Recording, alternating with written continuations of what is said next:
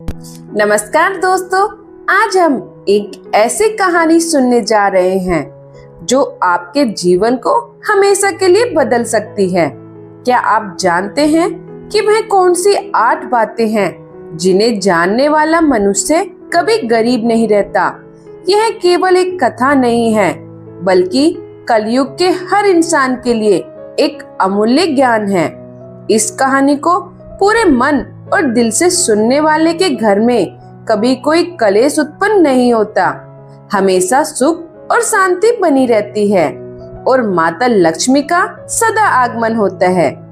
जिसके घर में रोज झगड़े और कलेश होते हैं, वहाँ बरकत नहीं होती, माता लक्ष्मी का आगमन नहीं होता। लेकिन जहाँ सुख शांति होती है, वहाँ सुख समृद्धि का वास होता है और माता लक्ष्मी निवास करती है।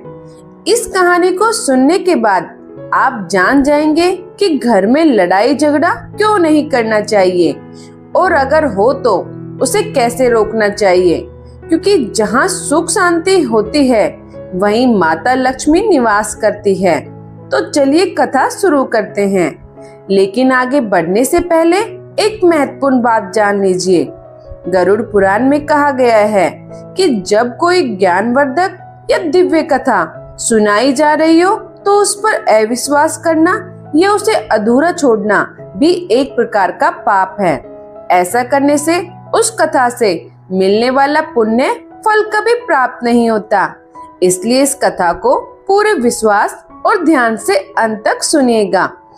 एक बार भगवान शिव जी के पास एक ज्ञानी चिड़िया आती है। तब भगवान शिव ज्ञानी चिड़िया से कहते हैं, हे ज्ञानी चिड़िया, आज आप हमारे यहाँ किस प्रयोजन से पधारे हैं? तब ज्ञानी चिड़िया कहती है, हे प्रभु, मैं आपके पास अपने एक प्रश्न के निवारण के लिए आई हूँ। भगवान शिव कहते हैं, कहो ज्ञानी चिड़िया, आपका कौन सा इतना अति आवश्यक प्रश्न आ पड़ा है जिसकी वजह से आप आज हमारे पास पधारी हैं? तब ज्ञानी चिड़िया कहती है, हे भगवान, मुझे मनुष्यों के कल्याण के लिए आपसे 8 बातें बननी है जो प्रत्येक मनुष्य के लिए अति आवश्यक हो, जिससे कलयुग के प्रत्येक मनुष्य का कल्याण हो सके। भगवान शिव कहते हैं, हे ज्ञानी चिड़िया, आज आपने सच में संसार के कल्याण हेतु अति आवश्यक प्रश्न किया है। आपके द्वारा पूछे गए प्रश्न की वजह से संपूर्ण धरती लोक के मनुष्य का जीवन सफल हो जाएगा। परंतु हे ज्ञानी चिड़िया, मैं आपको इस प्रश्न का उत्तर एक कथा के माध्यम से दूंगा। तब ज्ञानी चिड़िया कहती है, हे भगवान, आप उस कथा को कहिए। मैं आपके द्वारा सुनाई गई कथा को पूरा अंत तक सुनूंगी और संपूर्ण लोक जगत में विख्यात भी करूंगी। तब भगवान शिव कहते हैं, हे ज्ञानी चिड़िया, आज तुम्हें एक अमीर बहन और गरीब भाई की कथा सुनाता हूँ। आज की कथा सुनकर तुम्हें पता चल जाएगा कि एक भाई और बहन का रिश्ता कैसा होता है और हर एक बहन और भाई को अपना रिश्ता कैसे निभाना चाहिए। साथ ही साथ तुम्हें आज की इस कथा में जानने को मिलेगा कि आखिर मनुष्य गरीब क्यों हो जाता है। वह कौन सा कारण है जिसकी वजह से मनुष्य गरीब हो जाता है।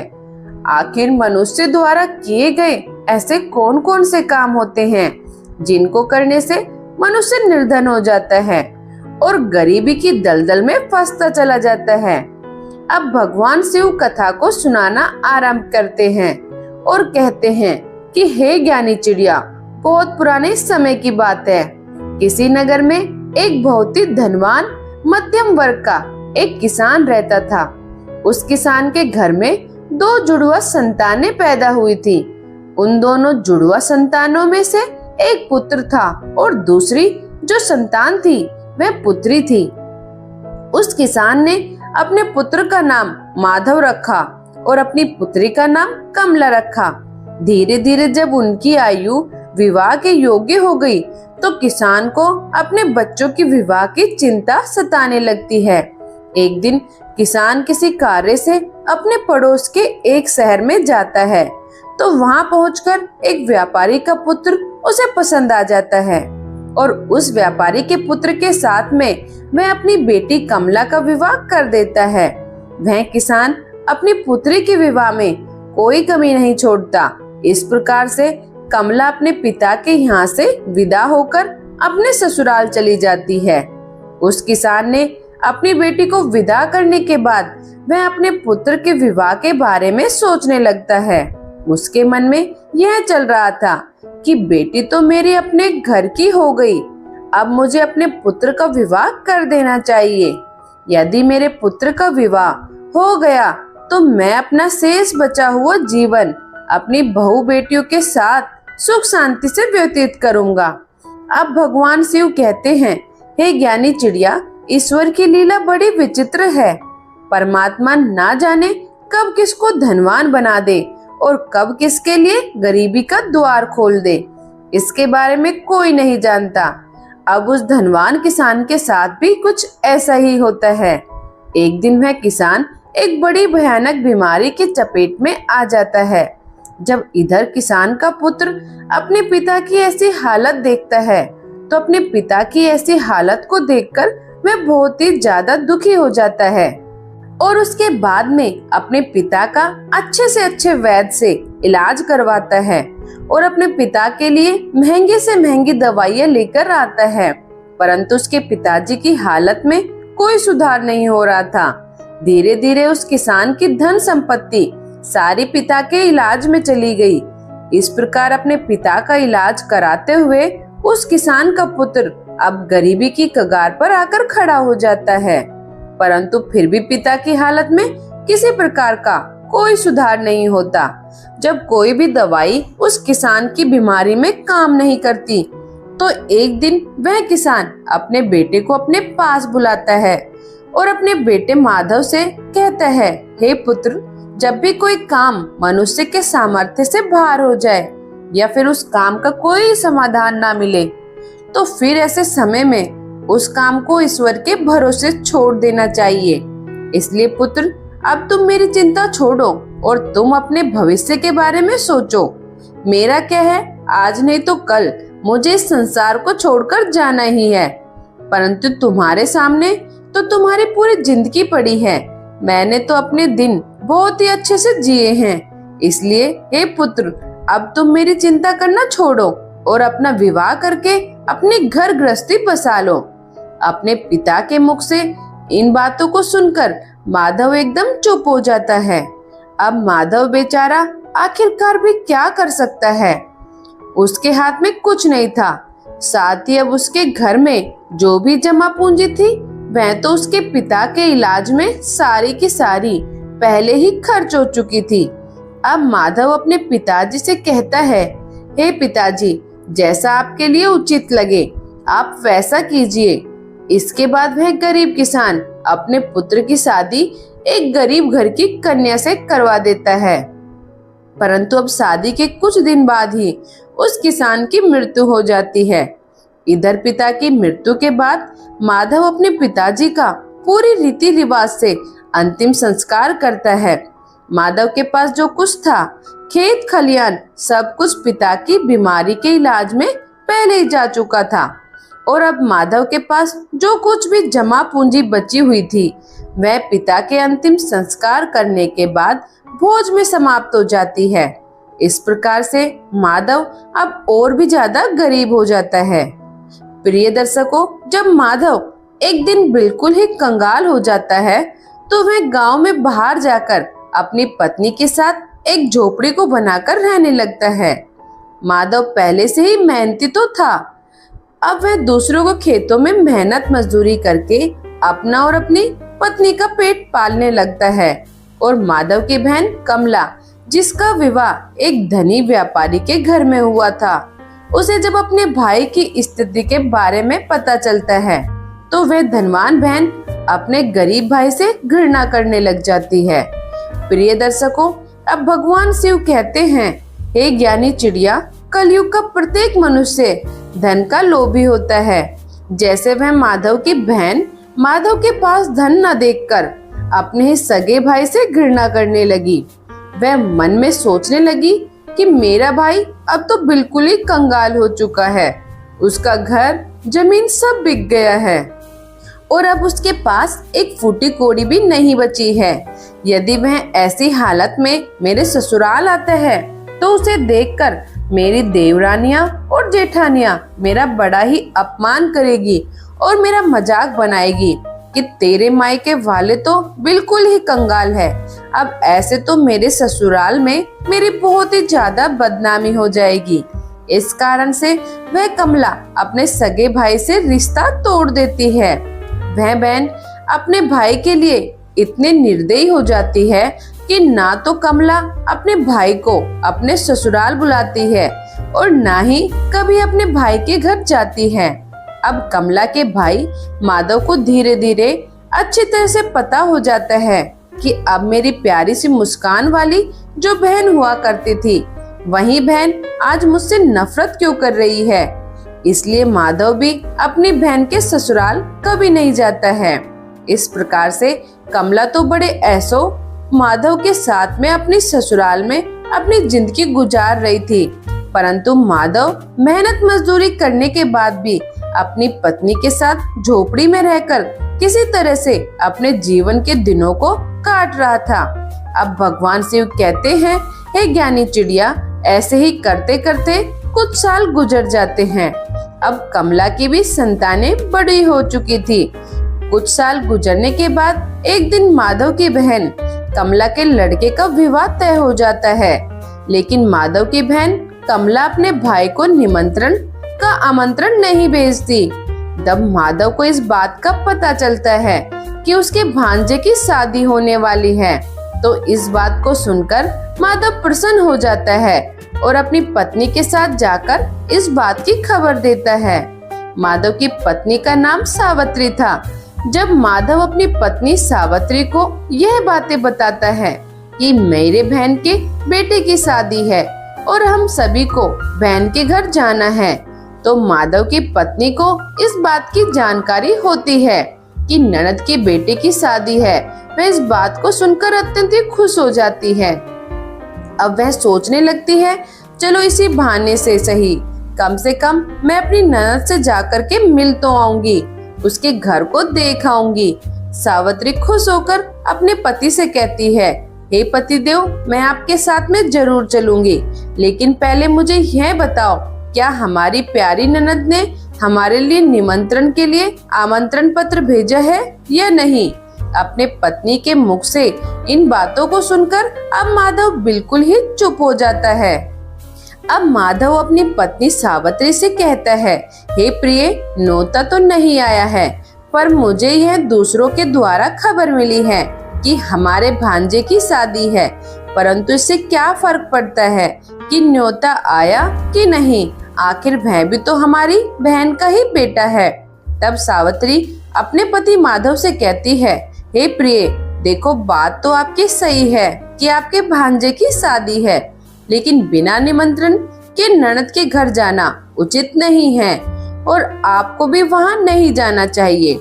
माधव अब अपनी पत्नी सावित्री को समझाता है, हे प्रिय कमला, के ससुराल वाले बड़े ही धनवान आदमी हैं, उन्हें हमारी याद नहीं रही होगी, या फिर हो सकता है कि उन्होंने हमारे यहाँ पर निमंत्रण भिजवाया हो, लेकिन निमंत्रण वाला पर्चा हमारे पास तक नहीं पहुँचा हो।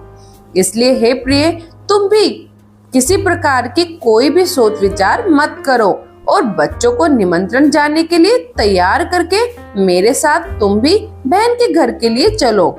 जब सावित्री ने अपने पति माधव की इन बातों को सुना, तब उसने जवाब दिया।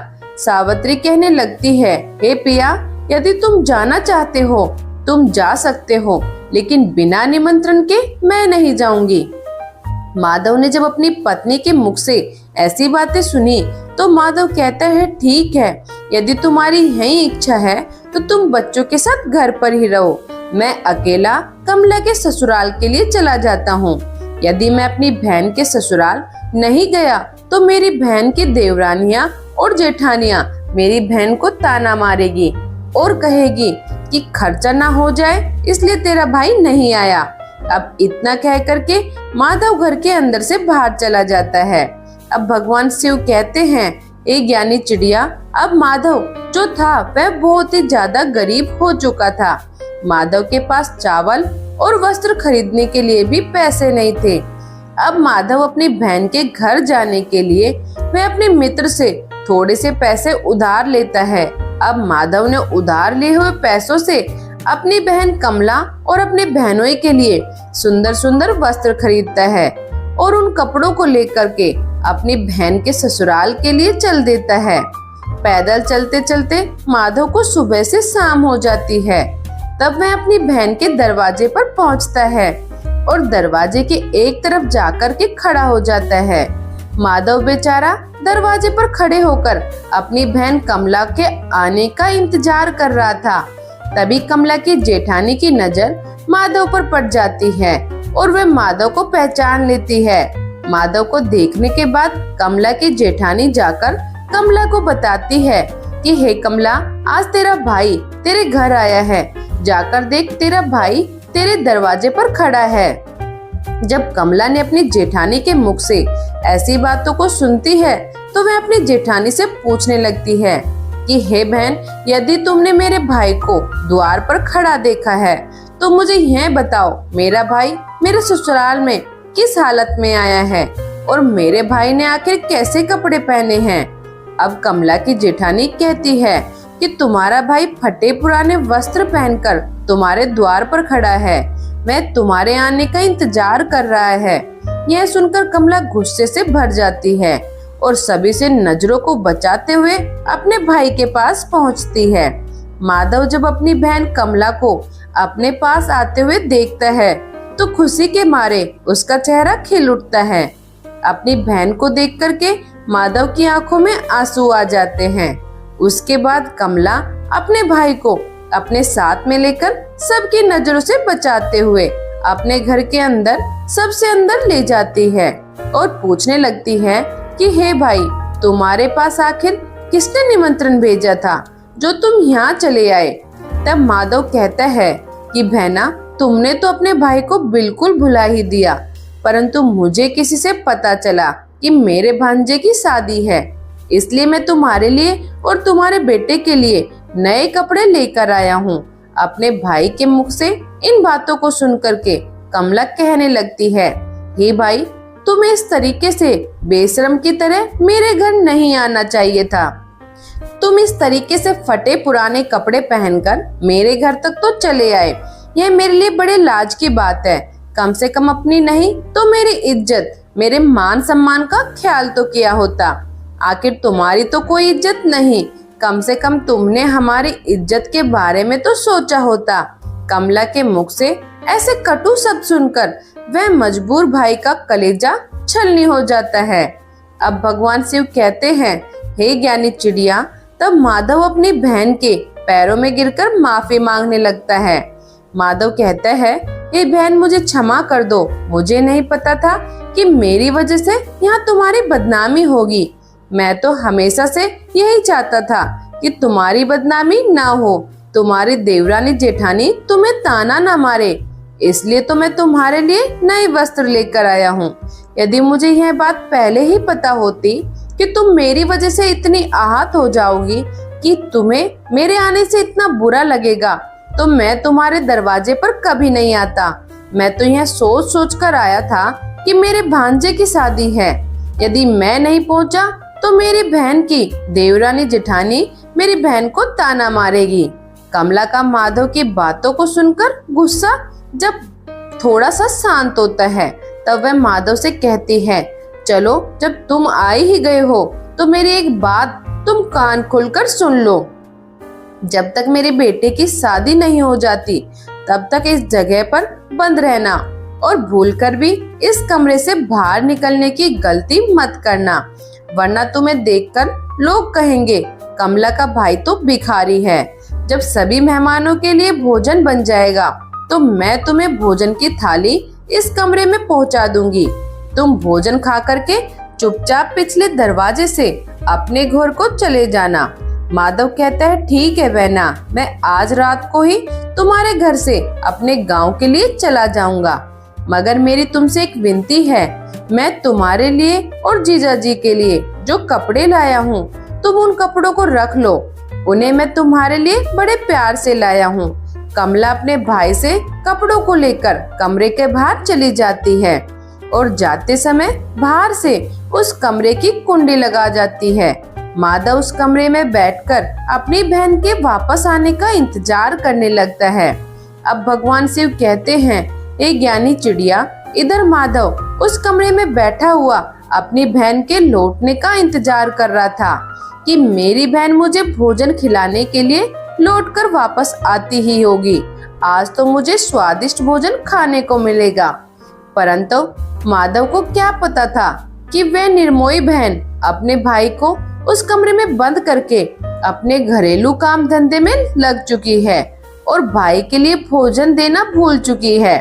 माधव की बहन कमला शादी के काम धंधे में इतनी ज्यादा खो जाती है कि अब उसे याद ही नहीं रहता कि मेरे भाई मेरे यहाँ कमरे में बंद है और वह मेरे लौटने का इंतजार कर रहा है।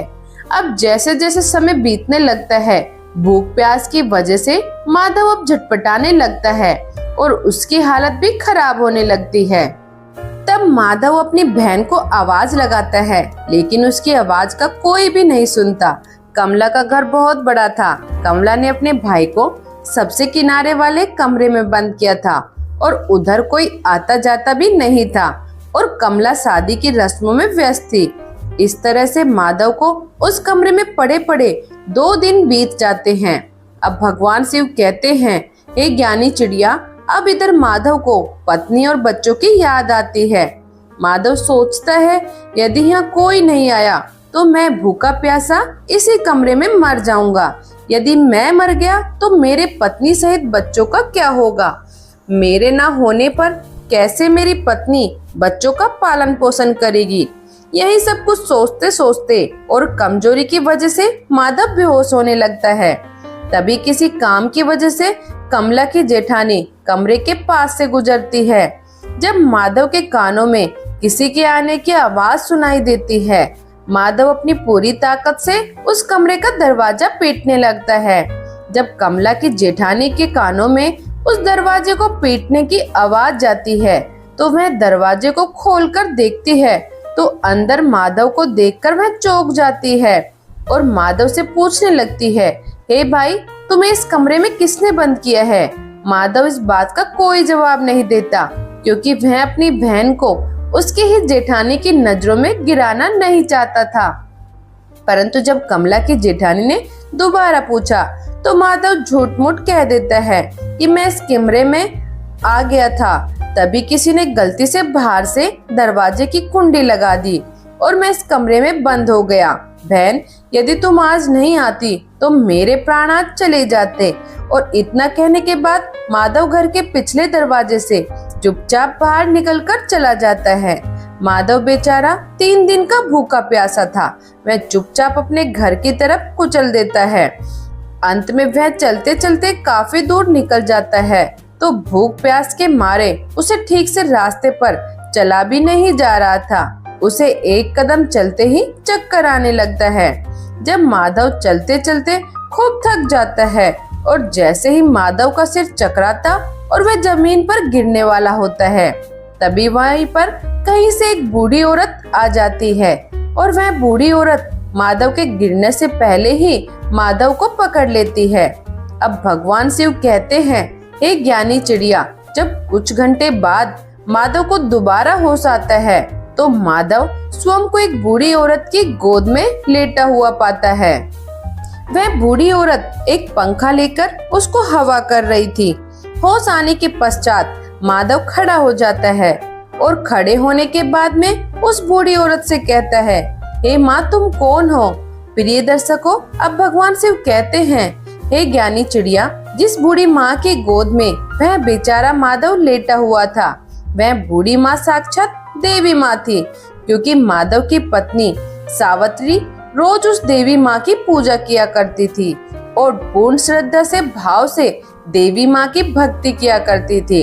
इसलिए जब माधव चक्कर खा करके गिरने वाला होता है तो उसी समय पर देवी माँ प्रकट होकर माधव को संभाल लेती है और माधव का सिर अपनी गोद में रखकर उसे अपनी गोद में सुला लेती है।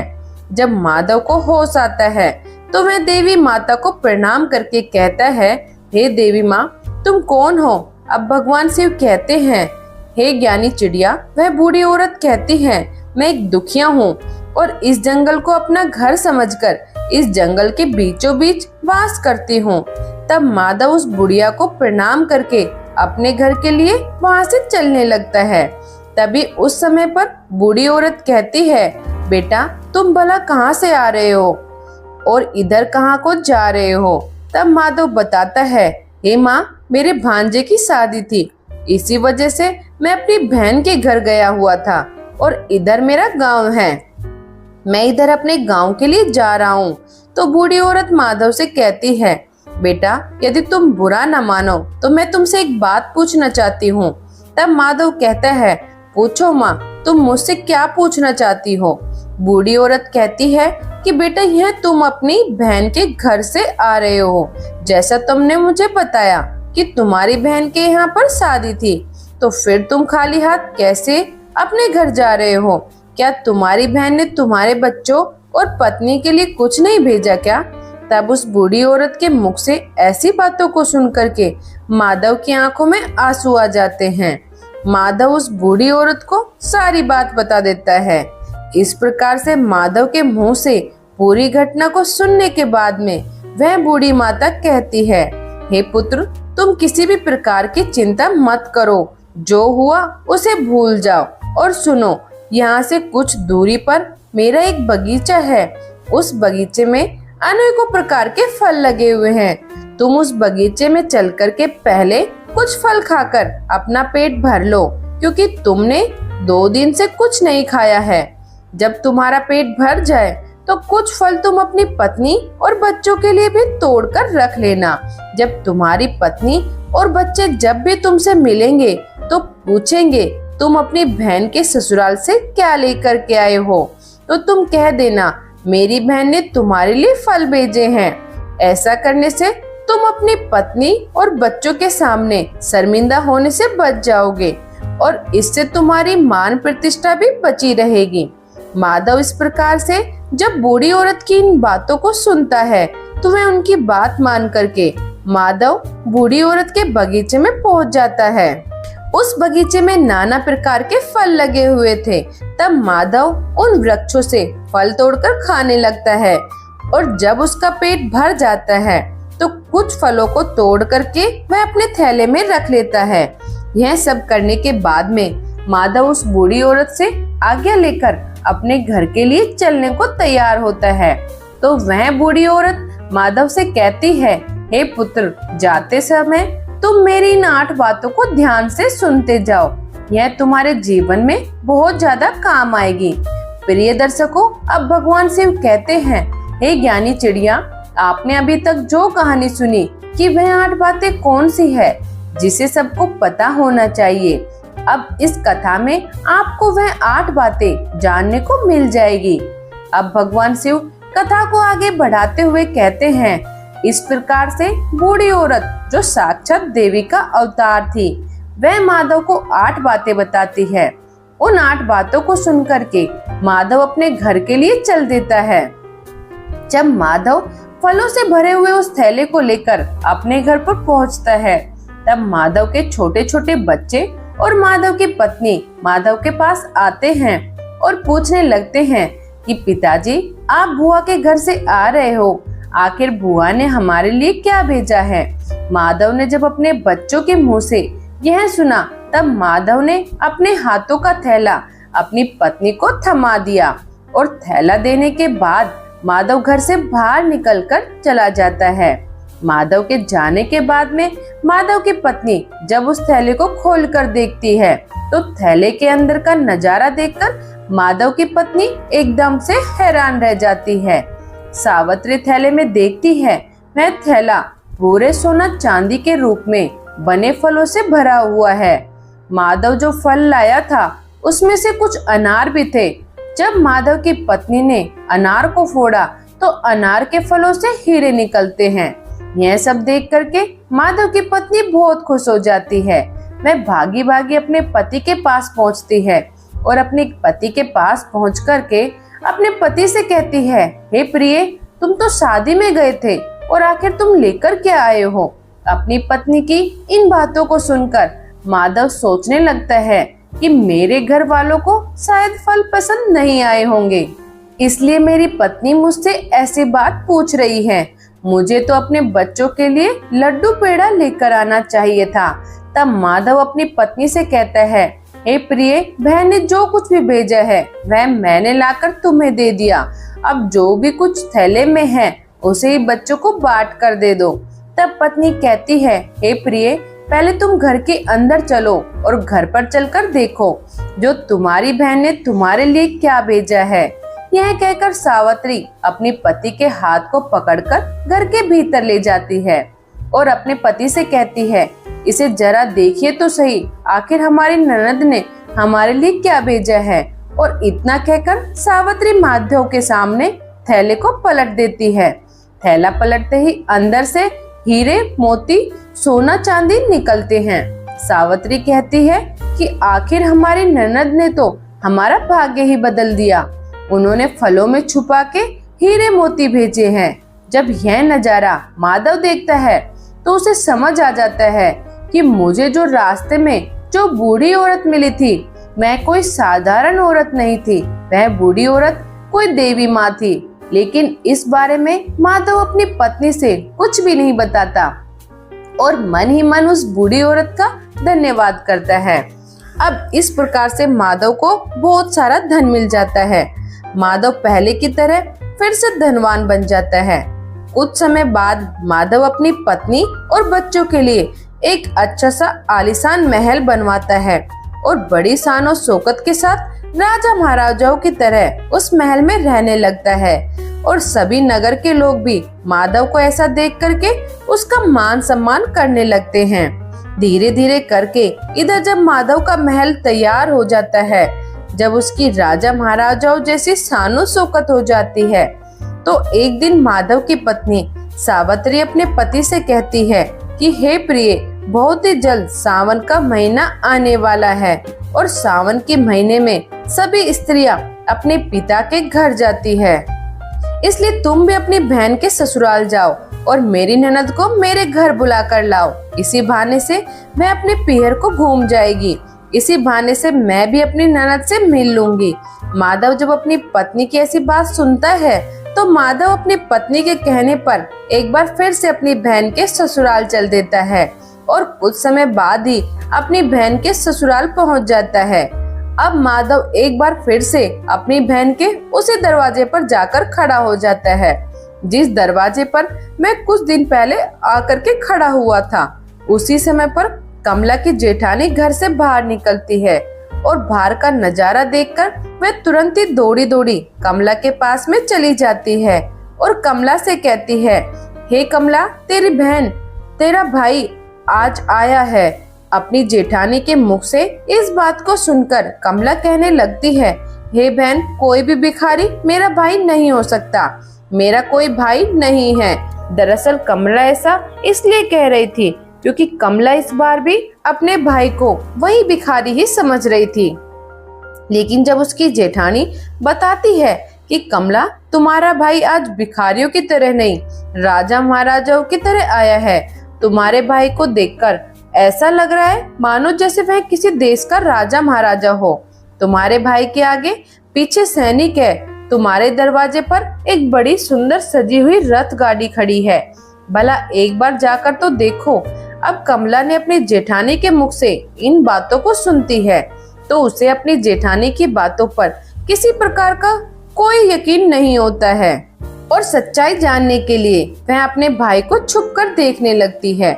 जैसे ही कमला ने अपने भाई के उस रूप को देखा तो अपने भाई को डांट पाट को देखकर कि कमला एकदम चकित रह गई। वह सोचने लगती है कि कल तक तो मेरा भाई बिल्कुल ही भिखारी था, उसके पास तो पहनने के लिए वस्त्र भी नहीं थे, फिर अचानक एकदम से वह इतना अमीर कैसे बन गया। अब तो माधव की बहन कमला आरती का थाल सजाकर अपने भाई की आरती उतारने लगती है। उसके बाद में कमला अपने भाई का बड़े ही आदर के साथ अपने घर में बुलाकर ले जाती है और अपने भाई से कहती है, हे भैया, मुझे क्षमा कर दीजिए, मेरी वजह से तुम्हें बहुत ज्यादा कष्ट और शर्मिंदगी उठानी पड़ी है। अपनी बहन के मुख से इन बातों को सुनकर माधव कहने लगता है कि बहना कोई बात नहीं, उस समय पर हमारे दिन कुछ अच्छे नहीं थे। तुम्हारी गलतियों के लिए मैंने तुम्हें पहले ही क्षमा कर दिया था। बहन अब तुम इन बातों को छोड़ो और मेरे साथ मेरे घर चलने की तैयारी करो। बहन मैं तुम्हें बुलवाने के लिए आया हूँ, अब तुम्हें मेरे साथ में मेरे घर चलना है। तुम्हारी भाभी ने तुम्हारे बुलवाने के लिए मुझे भेजा है। इतना सुनकर के कमला खुशी खुशी अपने भाई के घर पर चलने के लिए तैयार हो जाती है और तैयार होकर के कमला अपने भाई के रथ में बैठ जाती है। इस तरीके से जब माधव की बहन अपने पियर में पहुंचती है तो अपने भाई की शानो शौकत को देखकर एकदम दंग रह जाती है। वह कहती है कि एक भव्य आलीशान महल है और महल के अंदर अनेक प्रकार के नौकर चाकर लगे हैं और अन्न के भंडार भरे हुए हैं। कमला अपने भाई की ऐसी स्थिति को देखकर एकदम से हैरान रह जाती है और महल में पहुंचने के बाद माधव की पत्नी भी अपनी ननद की खूब सेवा करती है। 7 दिनों तक अपनी पलकों पर बैठा कर रखती है। माधव की पत्नी सावित्री को लगता था यह सब शानो शौकत हमारी ननद की वजह से है। अपनी ननद की मदद के कारण ही हम इस मुकाम पर पहुँचे हैं, क्योंकि माधव ने कभी अपनी पत्नी को अपने अमीर होने की बात नहीं बताई थी, क्योंकि अब माधव वह जानता था कि यह सब कमला के वजह से नहीं, देवी माँ के आशीर्वाद से हुआ है। माधव की पत्नी सावित्री इस बात से अवगत नहीं थी। वह सोचकर कि सावित्री अपनी ननद की खूब ज्यादा सेवा करती है और अपनी ननद का खूब ख्याल रखती है। कुछ दिन बीतने के बाद जब माधव की बहन अपने ससुराल जाने को तैयार होती है तो माधव की पत्नी सावित्री अपने पति से कहती है, हे प्रिय, कल तुम्हारी बहन अपने घर जाएगी, इसलिए तुम बाजार जाओ और बाजार जाकर अपनी बहन के लिए कोई अच्छा सा तोहफा लेकर आ जाओ। अपनी पत्नी की इन बातों को सुनकर माधव घर से चला जाता है और माधव एक मोची की दुकान पर पहुंचता है। मोची से कहता है, हे मोची भाई, मुझे अपनी बहन के लिए बोलने वाली जूती बनवानी है, क्या तुम मेरी बहन के लिए बोलने वाली जूती बना सकते हो? मोची कहता है, हे सेठ, मैं बोलने वाली जूती तो बना दूंगा, लेकिन उसके बनवाने की बहुत कीमत लगेगी। तब माधव कहता है, अब वह मोची से कहता है, भाई मैं तुम्हें मुंह मांगा पैसा दूंगा, लेकिन तुम ऐसी जूतियां बनवा दो कि वे जूतियां जब भी मेरी बहन पहनकर चले तो वे जूतियां बारी बारी से मैं आपको जो ये 8 बातें बताने वाला हूँ उन 8 बातों को बोले। इसके बाद मोची को माधव विज्ञान की 8 बातें बताता है, जो बातें उस बूढ़ी औरत ने चलते समय बताई थी। अब भगवान शिव कहते हैं, हे ज्ञानी चिड़िया। अब माधव मोची से कहता है, हे मोची भाई, अब मैं तुम्हें वह ज्ञान की बातें बताता हूँ। इस प्रकार से माधव बारी बारी से वे बातें मोची को बताता है। माधव कहता है, बात ज्ञान की है, कहीं मान तू मत। भूल होती है अज्ञानता, निर्धनता का मूल समय भरोसे। बैठता रहता सदा गरीब, बिना कर्म बदले नहीं उसका कभी नसीब। आलस्य कर रहता सदा जो परिवर्तन नहीं, वही कर्म फिर करे कहे स्वयं को दीन। नहीं गरीबी से बड़ा है कोई और अभिशाप, हासिल करके ज्ञान की कर लो दूर। अब आप 2 समय को 2 नहीं बनो, मजदूर कर्म साधना से जुटो। करो गरीबी दूर, कर्म भी नहीं करता, कोसे सदा नसीब, भाग्य भरोसे बैठता। मानव रहे गरीब, अज्ञानी पर ही सदा कहे। गरीबी सदा वार, विजय होता युद्ध में ज्ञान। सदा हथियार और सबसे आखिरी और सबसे खास बात बताते हैं। माधव कहता है कि हे मोची भाई, मेरी बहन जब 8वां कदम रखे तो जूतियां बस यही बात बोले। पैसों के बाजार में बदल गई तहजीब, धन दौलत से जुड़ रहे रिश्ते हुए गरीब कि पैसों के बाजार में बदल गई तहजीब, धन दौलत से जुड़े रहे रिश्ते हुए गरीब। इधर माधव मोची से कहता है कि हे मोची भाई, ऐसी 8 बातें बोलने वाली मुझे जूतियां बना दो। जब यह 8 बातें मैं जूतियां बोलेगी और जब मेरी बहन इन बातों को सुनेगी तो उसे अपनी गलती का एहसास होगा कि उसने कैसे पैसे के घमंड में आकर के अपने भाई का ऐसा अपमान किया था। उसे अपने भाई का अपमान नहीं करना चाहिए था। अब भगवान शिव कहते हैं हे ज्ञानी चिड़िया, माधव उस मोची से अपनी बहन के लिए हीरे मोतियों से जड़ी हुई सोने और चांदी की जूतियां बनवाता है और उन जूतियों को ले जाकर अपनी बहन के लिए उपहार स्वरूप दे देता है। सोना चांदी की जूतियों को देख करके कमला का चेहरा एकदम खिल सा जाता है। अब कमला अपने भाई से विदा लेकर अपने घर चली जाती है। जब कमला अपने ससुराल पहुंच जाती है तो कमला के देरानी जेठानी पूछने लगती है, हे कमला, तुम अपने भाई के घर से आई हो, तुम्हारे भाई ने तुम्हें क्या उपहार दिया? तब कमला अपनी देवरानी जेठानी तथा अपने सास ससुर और अपने देवर जेठ को अपने भाई के द्वारा दी हुई भेंट दिखाती है और वह कहती है, देखो, मेरे भाई ने मुझे सोने चांदी से जड़ी हुई, हीरे मोती से जड़ी हुई यह जूतियां दी है। तब कमला उन जूतियों को पहन करके चलकर दिखाती है। जैसे ही कमला उन जूतियों को पहन करके चलती है तो जूतियां बोलती है कि पैसों के बाजार में बदल गई तहजीब, धन दौलत से जुड़ रहे रिश्ते हुए गरीब। जब कमला इस बात को सुनती है तो उसका सर शर्म से नीचे झुक जाता है और अपने भाई को याद करके एकदम से रोने लगती है। जब कमला का ऐसा लटका हुआ मुंह उसकी देवरानी जेठानी देखती है तो वह पूछती है कि कमला, आखिर क्या हुआ जो तुम अचानक से रोने लगी?